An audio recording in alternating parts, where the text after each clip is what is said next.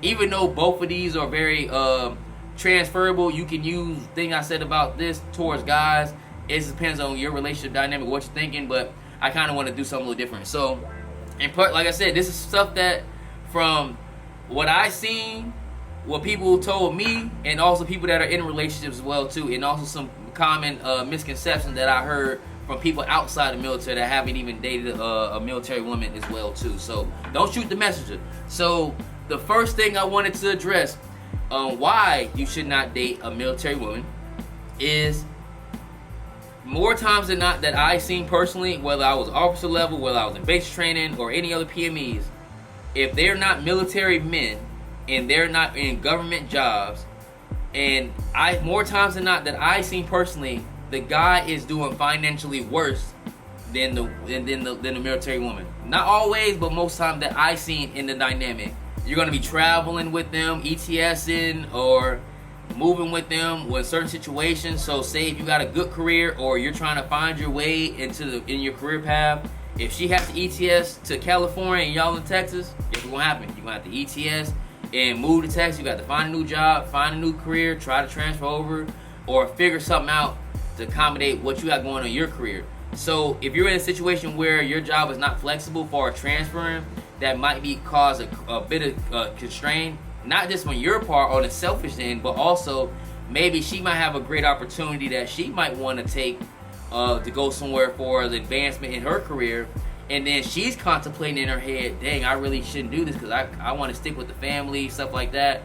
You know, it creates that real, like, is it me or your career dynamic? And if y'all are distant apart, then, like I said, it creates that natural disconnect and miscommunication sometimes. And sometimes things might happen on base, things might happen in the civilian world with them that it might end the relationship, or it may not be seen as worth it for the civilian or also for the woman.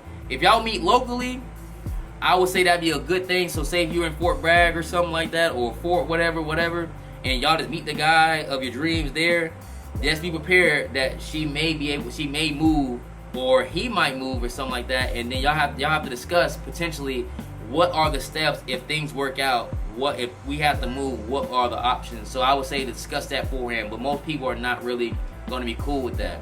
Most people that I seen that are in a relationship, like I give example, it was one girl in Bowling, and I don't think he really worked like that. So he used to come every weekend down, drive like 7 hours from where he lived at, and stay with her all the time in Bowling and stuff like that. Stay because you get hotels, like your own hotel and stuff like that. So she'll have him over and stuff, and she always used to treat him a lot. Like, when I mean treat him, like kind of like be him around. Like, you do this, you do that, you take care of this, you go run these errands for me. They're more of the support role in the relationship, where they're accommodating the military woman. Which I'm not saying that's wrong. Just hear me out. I'm not saying that's wrong, but I know a lot of guys are not okay with that because they might have other stuff going on, and they in a situation where they have to switch the role because another thing I'm tapping onto is your girl gonna be always super busy, especially if she's in NCO or officer role. I don't know too much about junior enlisted, but you're gonna have a long day, and some things need to get taken care of at the house. Y'all got kids together, who gonna take care of them if she's always at work?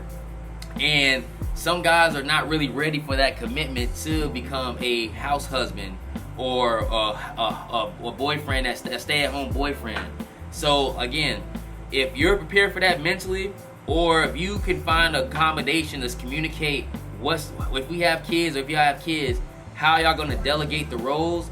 Because in a military schedule, I don't know about the guys' situation, but military jobs are very unpredictable. So you can do one minute you can do a 5 a.m. to 3 p.m. shift, basically. Or one day you might have to be in the range all day. You have to be in the field all day for weeks at a time, or you have to deploy and stuff like that.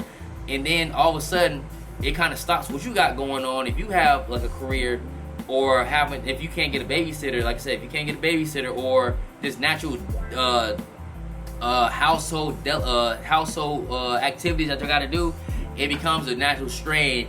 And not saying that you can't do it, but most guys will have a problem just even indulging into that thought process, into wanting to do or entertaining that. So they normally be cool off the military women. The next thing, the military is a male-dominated industry. So most of the time, if you're in a NCO position or junior enlisted or even officer role, you're going to be around a lot of guys a lot. And again, it's not me being insecure. It's not me saying I'm insecure. I'm just bringing out the obvious and also just the natural, perception. At the end of the day, we always say perception is reality. A lot of times, you might can stand strong and not cheat or not entertain other guys, but the guys that are talking to you do not feel the same way. What I kind of seen, this is from my perspective, what I kind of seen from women that have a lot of guy colleagues and stuff like that, they're very optimistic that yes, they might flirt, but they know mentally they won't take it there as far as potentially going that route of sleeping or having a potential romantic connection with the NCOs or whoever other male counterpart. But the guys, more times than not, are not doing that. The good difference is most guys in the military realm are a little bit more patient. They can kind of, I call it, play with their food a little bit, say a little smile, because also too, you got the dynamic too, you don't want to get reported, you don't want to get in trouble and stuff like that. So most time not, they can play the slow role and kind of weaseling themselves in there, kind of get you a potential vulnerable moment, or maybe y'all relationship might end, so they can just slide right in, or just be in the right place, right time. Some guys are not cool with that, because I know most guys do not like girls that have a lot of guy friends. Even though you might not consider them friends, you with NCO, you with an officer, you with junior enlisted, y'all are naturally creating a family, a homogenous family where you guys are feeling comfortable with each other. Because you, like I said, this is the person that you're having to rely on, like your battles. And you have to create that close connection and bond. And some guys, not saying that's an issue, may have a problem with that, just on the optics, because like I said, you may not have no intent of potentially making something happen, but more times than not, the guy may not. And of course, if you ask them, hey, would you talk to me, would you date me, they probably gonna say no. But I guarantee you, which I've seen this a lot on a lot of videos, they'll swear up and down the guy's not interested. Tell them, call them late night and see, hey, want to come over and have a little Netflix and chill or whatever.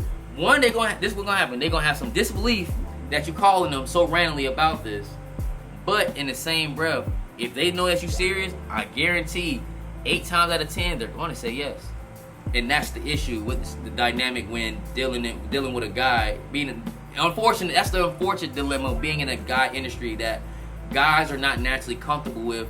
I'm not saying I'm not, so don't just be like, oh, he projected, and that's not me. I'm just saying most guys are not comfortable with that. Same way in the civilian sector, if you see a girl with a lot of guy friends, whether they're doing something with them or not, most guys are naturally apprehensive unless they're in the same scenery, say if you got a promoter chick, you got a bottle girl, or a bartender or something.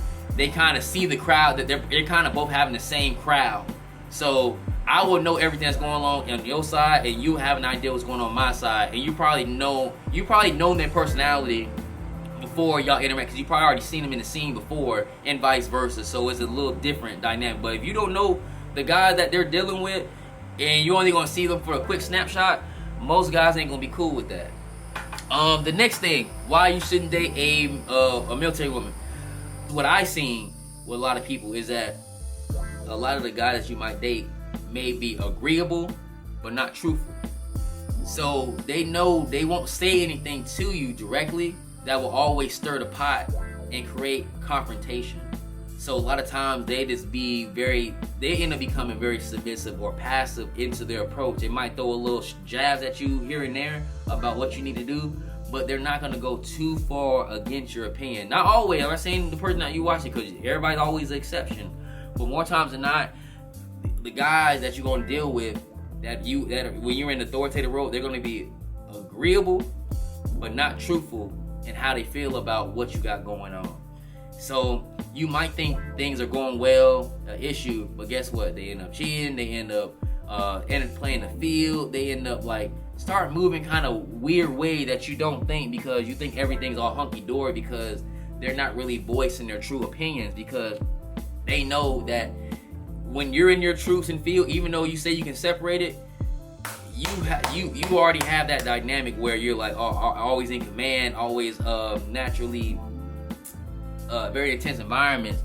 So they don't want that smoke. They don't want that natural perception that you might go PTSD on them real quick, and you might do a Chris Benoit on them real quick. I'm not saying that's true, but I'm just saying, like, this is me addressing misconceptions about civilians dating military women. This, like I said, this applies to military men. Like, they might think you crazy.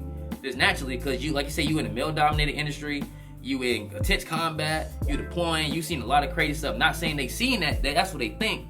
So more times than not, they try not to, rock the boat too much because they don't want to trigger anything that they end up feeling like they're fearful for their life. Not saying you can beat the man up or nothing like that, but they just don't want that problem. So they'll kind of just, if there's a debate or something like that, they don't want to escalate it. Or if it does escalate, it normally will escalate more than what it should be.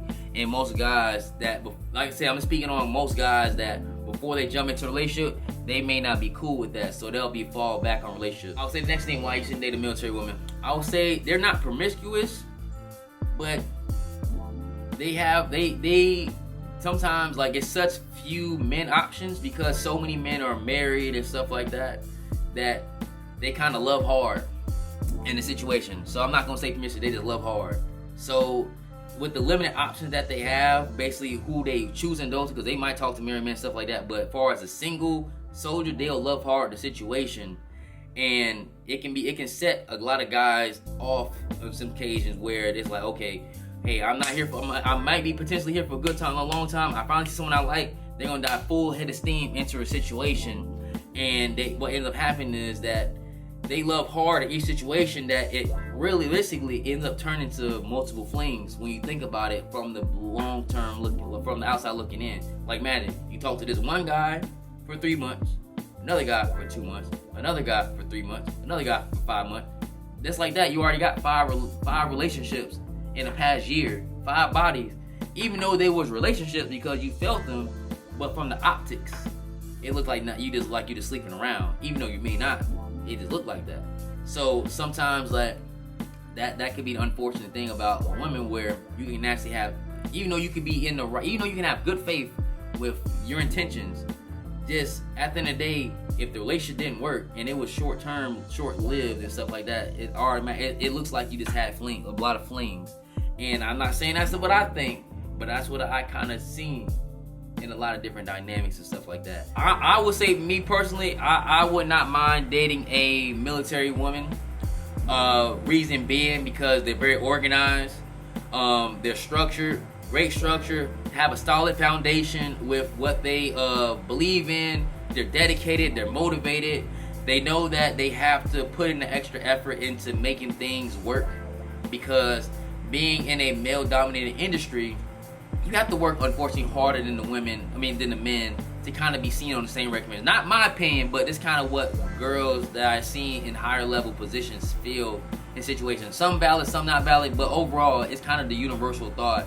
So they're going to make sure that they're on their business and things like that. And also, they're very big on the personal development, which is very key in developing a family that you may not get in a civilian construct. Also, as well too, I think as far as talking to military women are probably the best as far as developing that communication, because they're going to tell you how they feel. They're going to be straight to the point, and a lot of times they don't have abundance of options.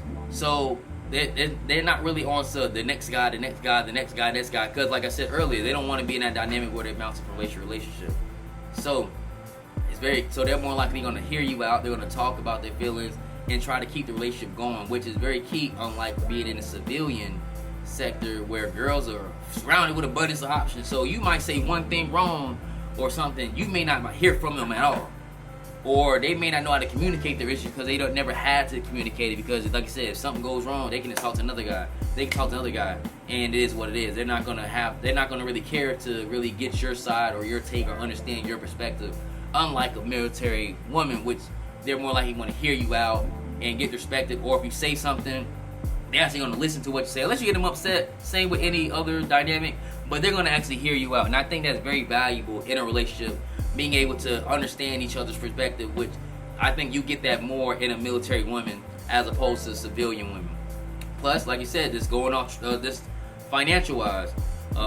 She gonna have a stable job, always gonna have promotions, of course the benefits as well too. Not saying you gotta date them for the benefits, but they think they're not see. I think more times than not, if you're military, especially on the women's side, they're more long-term thinkers. So they're probably more built for family-based relationships because, like I said, they're joining the military because they know they're not gonna be on some Rambo stuff. They're trying to secure the bag on their regards, like whether for schooling, whether for, like I said, for SGLI, insurance and stuff like that, so they can be taken care of on the back end once they're done with the military, and then they can focus on their family later on, or buy a house or any other that aspect, which I think that is very key in establishing a family. So my personal opinion, I think you should date a woman, military woman, but I like to lay out both the good and the bad, so you guys can get your first shake on if you should go into that route or not. So let me know what you guys think. If you don't agree with this, totally cool. If you probably didn't watch the video, he probably said one bad thing. You're like, oh no, I'm clicking this off. I don't agree. But if you did take time to watch the full length of this video, I greatly appreciate it. Let me know your guys' thoughts. Hit the subscribe button, and I'm out. And also watch the other videos I got about the men and stuff like that. So check that out. So hit the subscribe button, and I'm out. Gone.